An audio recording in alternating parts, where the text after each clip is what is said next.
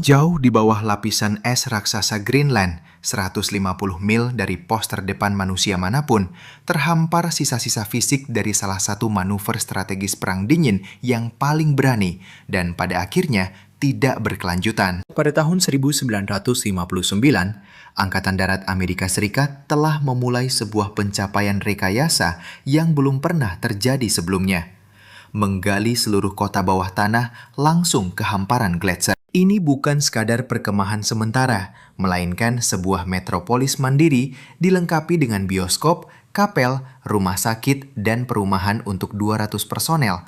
Semuanya ditopang oleh reaktor nuklir portabel perintis dunia, sebuah investasi monumental dalam kemandirian lingkungan ekstrim. Narasi yang disebarluaskan kepada publik berbicara tentang eksplorasi ilmiah dan pengujian metodologi konstruksi Arktik yang ketat. Kebenaran yang sesungguhnya, proyek Iceworm ini adalah strategi Pentagon yang sangat rahasia untuk mengerahkan 600 rudal nuklir pada gerbong kereta yang bergerak terus-menerus di bawah es, membentuk gudang senjata nuklir bergerak yang tak terlihat, kebal terhadap pelacakan Soviet atau penghancuran preemptif, sebuah pendekatan radikal untuk kelangsungan hidup strategis. Sebuah bukti dari rekayasa yang berani dan pemikiran strategis yang mendalam pada akhirnya berujung pada kegagalan yang spektakuler. Instalasi itu ditinggalkan pada tahun 1966, meninggalkan koktail berbahaya berupa limbah radioaktif, bahan bakar diesel, dan bahan kimia beracun. Semuanya di bawah asumsi yang cacat bahwa es abadi Arktik akan secara tak terbatas menampung kewajiban lingkungan ini. Asumsi fundamental itu kini secara harfiah mencair. Karena begitu pola yang mendasari dipahami, investasi monumental, kerentanan sistemik yang menyebabkan keruntuhannya, dan implikasi kritis yang kini muncul ke permukaan, menjadi jelas bahwa ini jauh lebih dari sekedar catatan kaki sejarah Perang Dingin. Sebaliknya, ini berdiri sebagai kewajiban lingkungan yang aktif dengan sumbu geopolitiknya kini membara di 3 benua. Mari kita kembali ke tahun 1959, puncak kecemasan nuklir dan ketidakpastian strategis. Uni Soviet telah mencapai kemampuan nuklir. Amerika Serikat juga memiliki senjata pamungkas ini. Kedua kekuatan global itu diselimuti oleh satu pertanyaan strategis yang mendesak. Jika terjadi serangan preemptif, bisakah aset strategis kita bertahan cukup lama untuk memastikan respons balasan yang kredibel, strategi kelangsungan hidup pamungkas? Komando Udara Strategis menguasai armada pembom yang tangguh. Ia juga mengoperasikan jaringan silo rudal yang luas. Namun, kerentanan strategis fundamental tetap ada. Setiap aset bersifat statis, terlihat jelas, dan oleh karena itu, secara inheren dapat menjadi sasaran. Sebuah cacat kritis dalam setiap perhitungan kelangsungan hidup. Kemampuan pengintaian Soviet memungkinkan pemetaan yang tepat dari setiap pangkalan udara Amerika, setiap instalasi rudal, dan memang setiap aset strategis. Dalam skenario serangan preemptif, Pentagon memahami risiko kritis. Pasukan Soviet dapat secara efektif menetralkan kapasitas pembalasan Amerika, membuat miliaran investasi strategis menjadi tidak berguna, bahkan sebelum pesawat dapat lepas landas, sebuah ancaman langsung terhadap kelangsungan hidup ekonomi dan militer nasional. Bagi para ahli strategi militer, persyaratan utamanya adalah ketahanan aset, kelancaran operasional, dan penyembunyian strategis. Keunggulan strategis yang krusial ini pada akhirnya diidentifikasi di dalam hamparan luas Greenland. Lapisan es, Greenland, sebuah aset alam raksasa, membentang seluas 660.000 mil persegi. Benteng beku yang tangguh ini menyajikan perimeter pertahanan yang skalanya sebanding dengan seluruh wilayah barat Amerika Serikat. Sifat-sifat intrinsik es tersebut membuat upaya pengumpulan intelijen Soviet sama sekali tidak efektif. Akibatnya, aset-aset pemboman udara tidak mampu menyerang target yang tetap tidak terlihat secara strategis. Penempatan strategis sistem rudal bergerak di bawah es ini yang terus-menerus diposisikan ulang melalui jaringan kereta api di berbagai lokasi peluncuran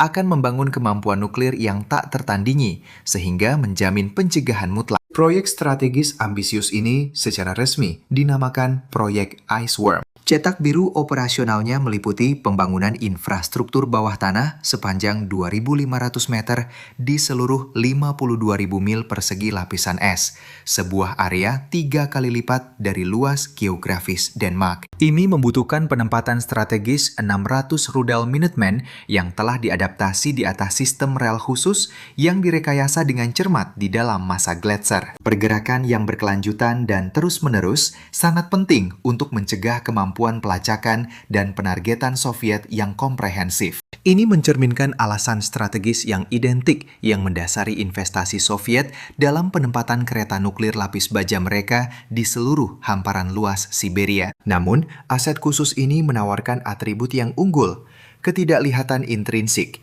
lingkungan yang selalu beku, dan permanensi operasional secara teoretis. Namun, sebelum mengalokasikan modal besar untuk 52.000 mil persegi infrastruktur nuklir, sebuah bukti konsep yang kuat adalah prasyarat yang sangat diperlukan. Fase validasi krusial ini diwujudkan oleh Camp Sentry. Tujuan utama Camp Sentry adalah untuk memastikan kelayakan operasional dan keberlanjutan jangka panjang pemukiman manusia dan infrastruktur di dalam lingkungan Gletser. Lokasi operasional yang dipilih menyajikan tantangan lingkungan dan logistik yang ekstrim. Terletak pada ketinggian 6.600 kaki yang menantang jauh di pedalaman Greenland.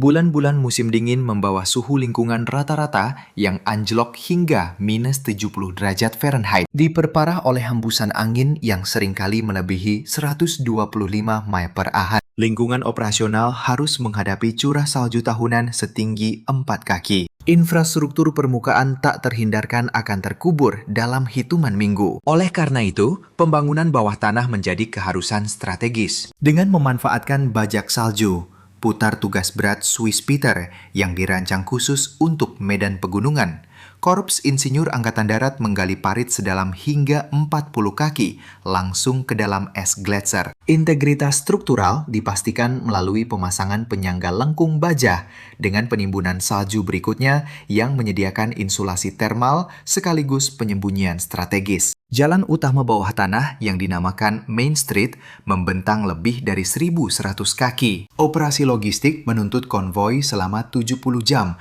melintasi 150 mil lapisan es dari pangkalan udara Fuller menggunakan kereta luncur berjejak untuk mengangkut 10 hingga 20 ton dengan kecepatan hanya 2 mil per hour, menggarisbawahi komitmen sumber daya yang sangat besar. Upaya logistik monumental ini melibatkan pengangkutan 6.000 ton aset krusial, peralatan, struktur pracetak, bahan bakar esensial, perbekalan, mesin berat, dan komponen rumit reaktor nuklir. Reaktor nuklir menjadi tulang punggung operasional. Secara spesifik, PM2A merepresentasikan pencapaian teknologi perintis, fasilitas pembangkit listrik tenaga nuklir bergerak pertama di dunia. Dengan berat 400 ton dalam komponen modular, perakitannya dalam kondisi di bawah nol, di mana integritas logam terganggu oleh kerapuhan, merupakan tantangan rekayasa yang luar biasa. Namun, diproyeksikan untuk memenuhi seluruh kebutuhan daya dan termal fasilitas tersebut. Aktivasi operasional berhasil dicapai pada tahun 1960.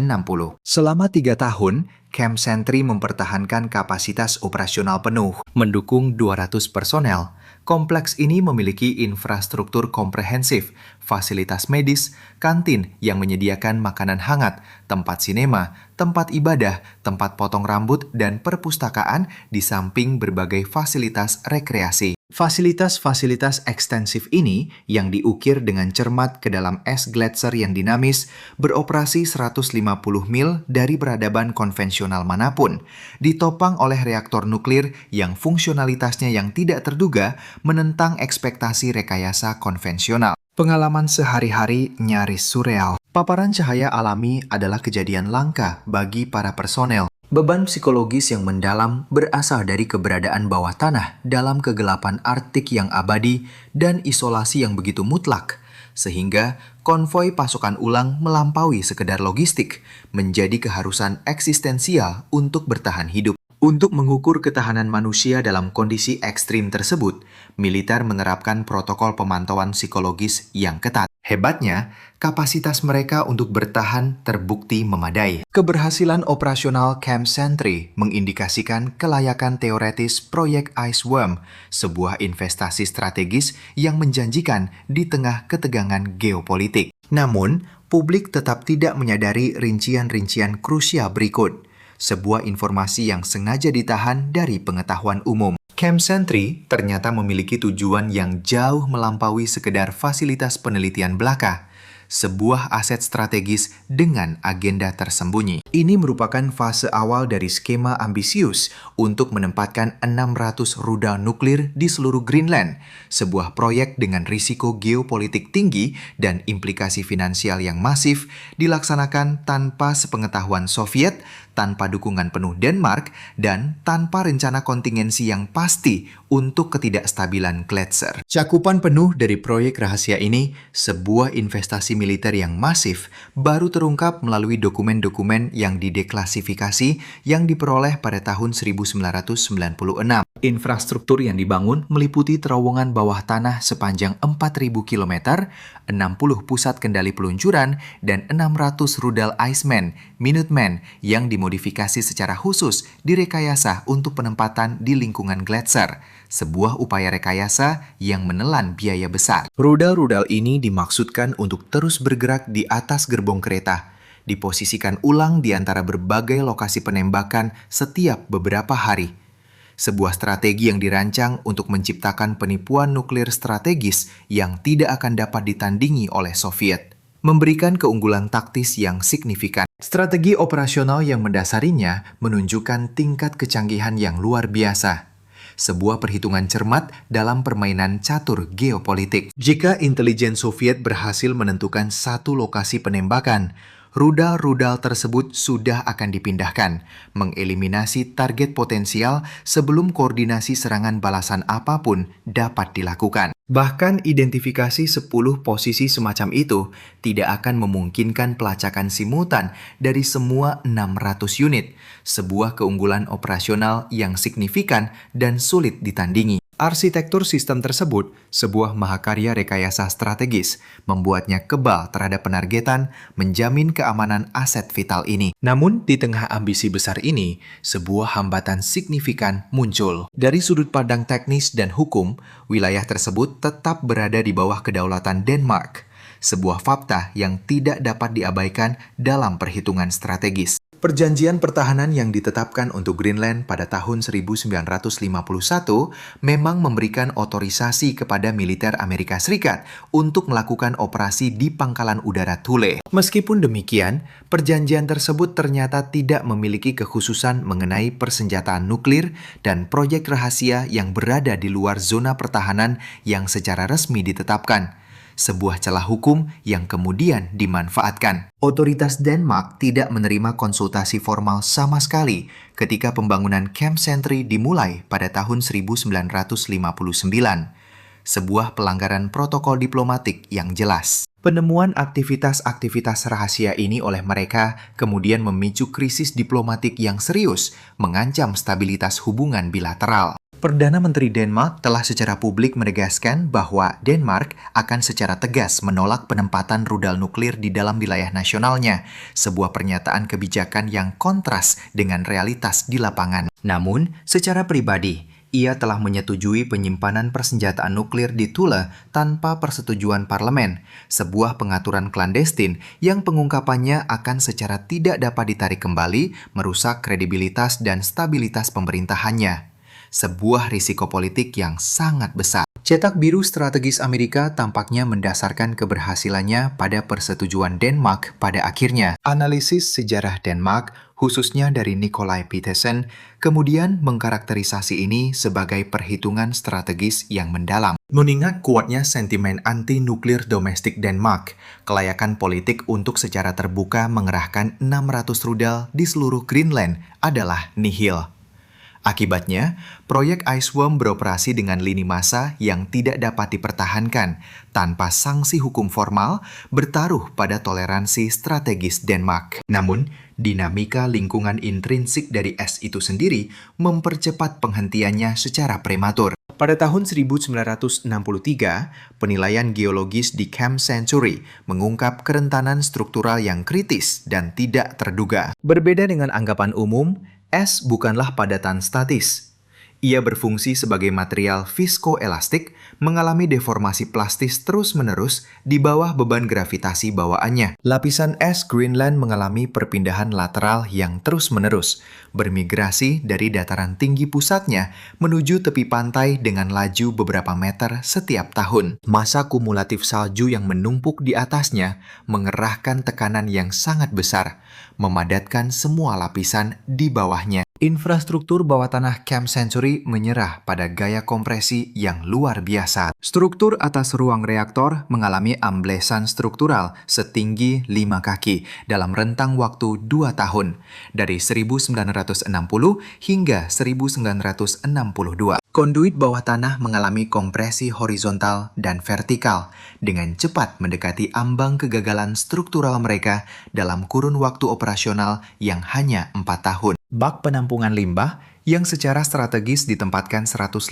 kaki dari zona perumahan merembeskan efluen terkontaminasi yang kemudian meresap ke dalam matriks es sejauh lebih dari 170 kaki. Yang menjadi perhatian operasional utama, infrastruktur kereta api khusus yang dirancang untuk transportasi rudal mengalami deformasi struktural yang signifikan. Deformasi glasial yang terus-menerus menjadikan penyelarasan presisi yang dibutuhkan untuk sistem penyebaran rudal bergerak secara fundamental tidak mungkin dapat tercapai. Mungkin integritas operasional satu instalasi dapat dipertahankan melalui upaya perbaikan yang terus-menerus dan padat karya. Meskipun Camp Century awalnya dirancang untuk masa operasional 10 tahun, skala logistik yang sangat besar meliputi 52.000 mil persegi terowongan, 2.500 meter rel kereta api, dan 600 peluncur rudal bergerak, semuanya beroperasi dalam lingkungan glasial yang berubah secara dinamis, menimbulkan tantangan yang tak teratasi. Proyeksi kelayakan rekayasa dan ekonomi yang mendasarinya terbukti tidak dapat dipertahankan. Memang, kelayakan tersebut tidak pernah benar-benar terwujud. Proyek IceWorm secara resmi dinonaktifkan pada tahun 1963. Komponen reaktor nuklir kemudian diekstraksi dan dinonaktifkan pada tahun 1964. Jejak operasional Camp Century diperkecil menjadi aktivitas musiman hanya di musim panas.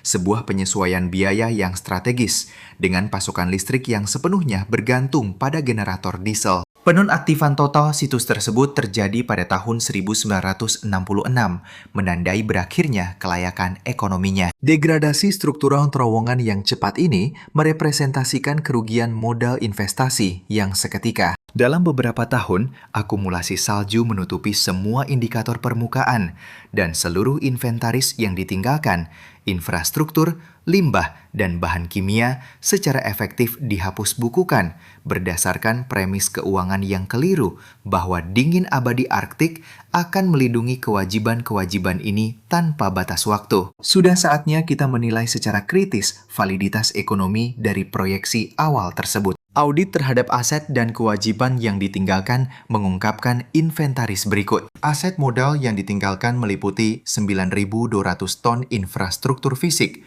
bangunan, kendaraan, peralatan kereta api, lengkungan baja, dan struktur pracetak.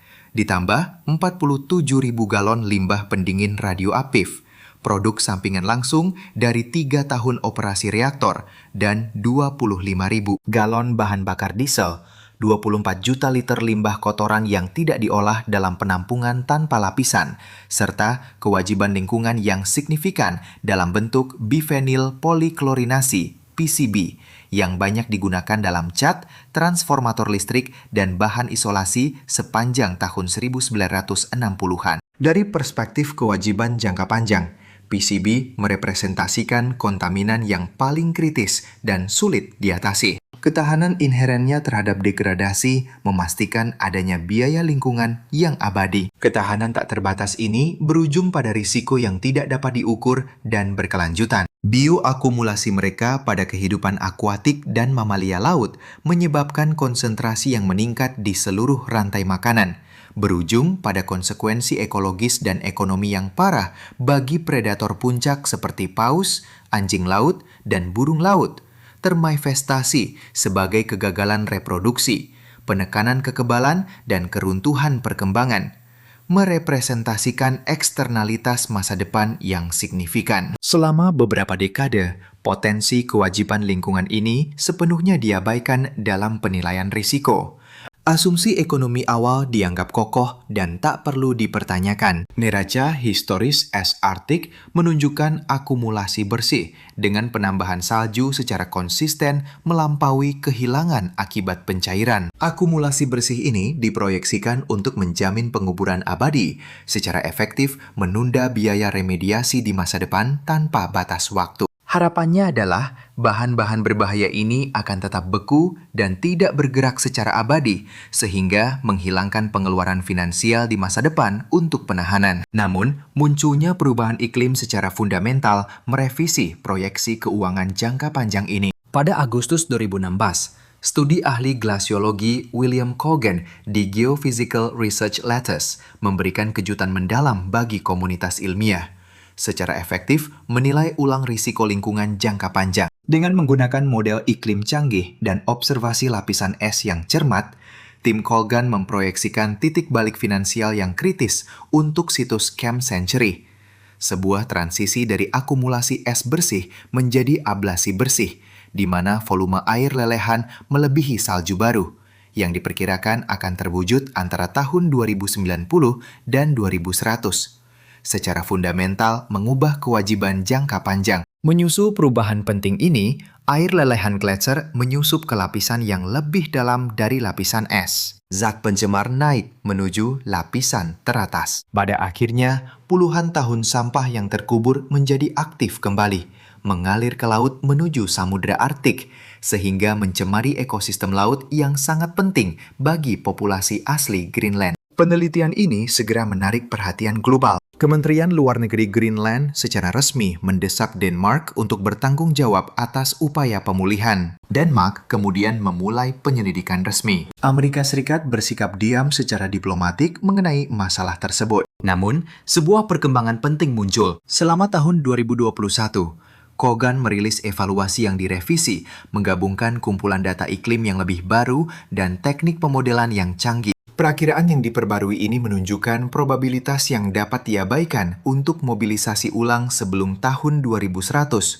berpotensi meluas hingga abad ke-22 atau bahkan lebih lambat. Colgan dengan tegas menyatakan bahwa puing-puing tidak memiliki prospek untuk muncul ke permukaan melalui lelehan gletser sebelum tahun 2100. Akibatnya, jeda sementara mungkin telah didapatkan. Namun demikian, jaminan ini tetap bergantung pada jalur emisi gas rumah kaca di masa depan, ketahanan lapisan es, dan model iklim yang terus berkembang yang tunduk pada penyempurnaan berkelanjutan seiring tersedianya data baru. Seseorang secara efektif mengandalkan keutuhan gletser di lingkungan yang mengalami pemanasan yang dipercepat di luar proyeksi model dekade sebelumnya. Ini bukan merupakan strategi yang layak. Sebaliknya, ini mewakili risiko spekulatif yang signifikan. Selanjutnya, pada April 2024, Camp Century sekali lagi menjadi subjek utama perbincangan publik. Peneliti NASA, Chad Green dan Alex Gardner sedang melakukan penerbangan eksperimental menggunakan teknologi radar bukaan sintetis kendaraan udara tak berawak UAV di seluruh Greenland Barat Laut. Peralatan tersebut dirancang untuk tujuan memetakan morfologi dan kedalaman lapisan es gletser. Tujuan mereka tidak melibatkan identifikasi Camp Century. Meskipun lokasi tepatnya masih misterius, intelijen radar secara gamblang mengisyaratkan adanya aset atau kewajiban tersembunyi yang signifikan. Di bawah hamparan gletser, sekitar 30 meter di bawah permukaan dan 150 mil di timur pangkalan antariksa Pavik, tersembunyi anomali struktural yang mengisyaratkan investasi terpendam atau biaya yang akan datang. Seperti yang kemudian diceritakan Gardner, mandat awal kami hanyalah memetakan fondasi geologis lapisan es, bukan mengungkap keterikatan finansial historis. Ini adalah Camp Century, sebuah peninggalan yang implikasi ekonomi dan strategi sejatinya awalnya diselimuti misteri. Berbeda dari pemindaian vertikal dua dimensi radar konvensional, teknologi UAVS menggunakan pemindaian multisudut, sebuah kemajuan krusial untuk penilaian aset yang komprehensif, sehingga menghasilkan data kartografi tiga dimensi dengan resolusi tak tertandingi, esensial untuk mengevaluasi infrastruktur historis dan kewajiban kontemporernya. Citra terobosan ini menerangi struktur individual yang rumit di dalam jaringan bawah tanah Camp Century, menawarkan pandangan forensik yang belum pernah ada sebelumnya tentang konstruksi historisnya dan potensi biaya di masa depan. Untuk pertama kalinya dalam beberapa dekade, para analis memiliki intelijen yang tepat dan terbaru mengenai lokasi pasti Camp Century, kedalaman bawah tanah, dan integritas strukturalnya, krusial untuk setiap penilaian risiko finansial atau lingkungan. Komitmen finansial historis yang telah lama terlupakan tidak begitu saja lenyap. Ia teronggok tak aktif. Sebuah bom waktu fiskal yang terus berdetak. Namun, dormansi yang berkepanjangan seperti itu tak terhindarkan memicu rawa hukum dan finansial yang rumit. Pertanyaan utama muncul. Siapa yang akan menanggung biaya remediasi substansial untuk Camp Century? Amerika Serikat memulai konstruksinya, mengawasi operasinya, dan pada akhirnya melepaskan diri dari proyek tersebut, meninggalkan warisan potensi kewajiban. Meskipun Denmark mempertahankan kedaulatan teknis atas Greenland, yang terakhir kini beroperasi sebagai entitas semi-otonom dengan pemerintahannya sendiri, secara progresif menegaskan kemerdekaan fiskal dan politik dari Copenhagen. Para pejabat Greenland menegaskan pengecualian historis mereka dari perencanaan strategis dan finansial Camp Century, berargumen bahwa mereka tidak memikul tanggung jawab fiskal atas kontaminasi lingkungan yang tidak mereka sebabkan. Jurisprudensi lingkungan internasional menawarkan kejelasan yang tak terbantahkan mengenai pencegahan degradasi ekologis di masa depan dan beban ekonomi terkaitnya. Namun, hal itu tetap sangat ambigu mengenai penetapan kewajiban finansial untuk limbah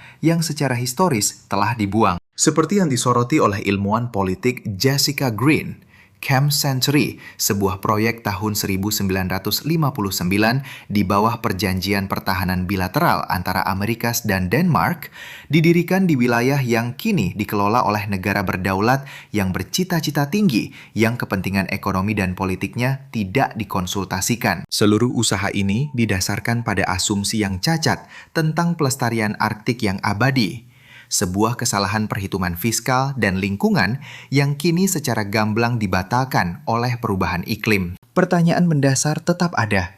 Siapa pada akhirnya yang menanggung utang historis ini? Menjelang tahun 2016, Menteri Luar Negeri Greenland mendesak Denmark untuk memulai penyelidikan dan mengambil langkah-langkah perbaikan. Ia mengutip deklarasi PBB tentang hak-hak masyarakat adat, menegaskan bahwa populasi Inuit di Greenland memiliki hak inheren untuk pelindungan lingkungan. Denmark kemudian menyatakan niatnya untuk melakukan penyelidikan. Namun, temuan-temuan tersebut belum diungkapkan kepada publik. Amerika Serikat tetap mempertahankan sikap netral secara diplomatik, seiring dengan terkuaknya perselisihan ini di tengah meningkatnya persaingan geopolitik di kawasan Arktik. Dengan mundurnya gletser dan munculnya jalur maritim baru, Arktik bertransformasi menjadi wilayah yang sangat diperebutkan antara Amerika Serikat, Rusia, Tiongkok, dan negara-negara Arktik lainnya. Pada tahun 2019, pemerintahan Trump mengajukan proposal untuk mengakuisisi Greenland. Meskipun tawaran ini ditolak dan menjadi bahan cemoohan publik, hal itu tetap menyoroti kepentingan strategis Amerika yang mendalam di wilayah tersebut. Camp Century merepresentasikan lebih dari sekedar tantangan ekologis. Ini berdiri sebagai lambang operasi militer Amerika yang belum terselesaikan di Arktik, diatur oleh kerangka hukum yang kini tidak selaras dengan realitas geopolitik kontemporer. Saksikanlah paradoks yang melekat ini. Instalasi ini, yang awalnya dibangun untuk menyembunyikan persenjataan nuklir, secara tidak sengaja mengkatalisasi revolusi dalam ilmu iklim. Sepanjang periode aktif Camp Century, ahli glaser Chester Langway dengan cermat mengambil spesimen inti es dari kedalaman yang membentang beberapa kilometer. Di dalam inti-inti ini, gelembung udara yang terperangkap mengawetkan komposisi atmosfer yang berasal dari puluhan ribu tahun yang lalu. Melalui analisis inklusi udara purba ini, para peneliti mengukur konsentrasi historis karbon dioksida dan metana, menawarkan bukti tak terbantahkan tentang fluktuasi gas rumah kaca selama pergeseran iklim sebelumnya. Lebih lanjut, dengan meneliti isotop air yang tertanam di dalam es, para ilmuwan ini dengan cermat merekonstruksi lintasan suhu historis dengan akurasi luar biasa. Bukti inti es yang meyakinkan ini secara tegas menunjukkan bahwa sistem iklim bumi mengalami transformasi dramatis dengan kecepatan yang jauh melampaui perkiraan sebelumnya. Sebuah validasi penting bagi model iklim teoretis. Tahun 2019 menandai sebuah titik balik krusial, manakala para peneliti berhasil menggali spesimen sedimen subglasial dari Camp Century yang telah terawetkan dalam penyimpanan selama setengah abad. Pemeriksaan lanjutan kemudian menyingkap materi botani yang telah membatu, meliputi dedaunan, ranting-ranting kecil, dan lumut yang diperkirakan berusia sekitar 400.000 tahun. Kehadiran flora purba ini menjadi penanda yang gamblang bahwa wilayah barat laut Greenland pada suatu kurun waktu dalam 1 juta tahun terakhir pernah menopang periode bebas es yang memungkinkan berkembangnya ekosistem tundra. Konsekuensinya, temuan ini mengkalibrasi ulang pemahaman kita. Lapisan es Greenland ternyata menunjukkan kerentanan yang jauh lebih tinggi terhadap pencairan, melampaui estimasi-estimasi sebelumnya. Ironisnya, sebuah instalasi militer yang mulanya dirancang untuk tujuan penangkalan nuklir justru secara tak sengaja menyajikan bukti tak terbantahkan bahwa lapisan es itu sendiri berpotensi mengalami disintegrasi di bawah kondisi iklim yang hanya sedikit lebih hangat dari level saat ini. Konfluensi peristiwa semacam ini sungguh di luar nalar. Demikianlah, kita tiba pada persimpangan krusial ini. Di bawah hamparan es Greenland, tersembunyi sebuah pos terdepan nuklir klandestin, sebuah relik dari era Perang Dingin. Di dalam batas-batasnya, terpendamlah produk sampingan radioaktif, hidrokarbon diesel, air limbah yang belum diolah, serta bifenil poliklorinasi. Proyeksi iklim terkini mengindikasikan bahwa paparannya tidak akan terjadi hingga melampaui tahun 2100. Sebuah asumsi yang rapuh, paling tidak. 3 entitas berdaulat, Amerika Serikat, Denmark, dan Greenland masih terjerat dalam perselisihan yang belum tuntas perihal pembagian tanggung jawab pembersihan. Korpus jurisprudensi lingkungan internasional yang ada saat ini belum memiliki kerangka kerja definitif untuk menetapkan akuntabilitas. Secara bersamaan, kontestasi geopolitik di kawasan Arktik kian memanas, dipicu oleh surutnya es dan munculnya aksesibilitas terhadap sumber daya strategis. Pos terdepan Century. Pos terdepan ini berdiri sebagai representasi simbolis dari keangkuhan Perang Dingin yang kini berhadapan dengan realitas pahit perubahan iklim. Pilihan-pilihan strategis yang didasarkan pada asumsi keseimbangan abadi kini membuahkan konsekuensi yang sama sekali tak terduga. Pertanyaan krusialnya bukanlah apakah situasi ini akan memuncak menjadi krisis, melainkan manakala manifestasinya tak terhindarkan, entitas mana yang akan menguasai arah narasi. Sebab negara yang berhasil membingkai Camp Century sebagai liabilitas Amerika, tanggung jawab Denmark, atau isu kedaulatan Greenland akan secara menentukan memengaruhi tata kelola Arktik untuk 1 abad ke depan. Anda sedang menyaksikan kekuatan-kekuatan sejarah terkuak secara langsung. Apabila Anda menganggap analisis ini mencerahkan, mohon sebarkanlah. Sedikit yang menyadari bahwa sebuah metropolis nuklir sedang tergerus di bawah es Greenland. Ini bukan kebetulan semata, melainkan sebuah predikamen yang berakar pada perhitungan historis dan strategis. Kami menghargai keterlibatan Anda dalam menelaah wawasan historis dan strategis ini yang memiliki implikasi jangka panjang.